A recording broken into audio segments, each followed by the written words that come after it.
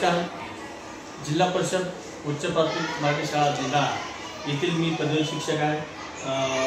मित्रांनो, मला विनंती आहे की हा व्हिडिओ तुम्हाला आवडला असेल तर नक्कीच पालकापर्यंत विद्यार्थ्यापर्यंत हा शेअर करा आणि माझ्या व्हिडिओला लाईक करा, कमेंट करा. ज्याने अजून सबस्क्राईब केलं असेल माझ्या चॅनलला तर त्यांनी सबस्क्राईब करा.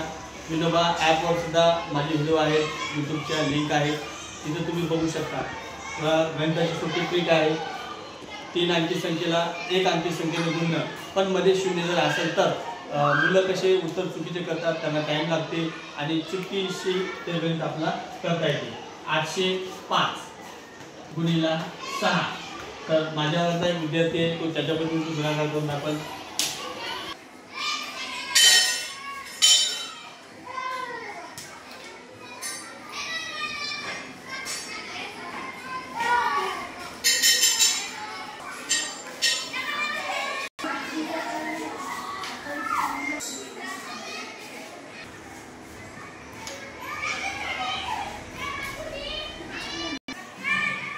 305 बरं 809 गुणिला 5.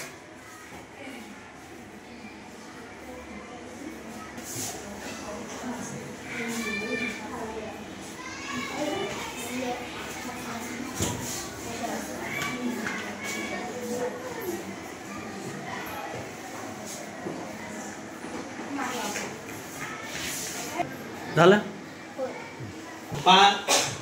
एक नंबरला उदाहरण आहे. 805 गुणिला 6 बरोबर किती.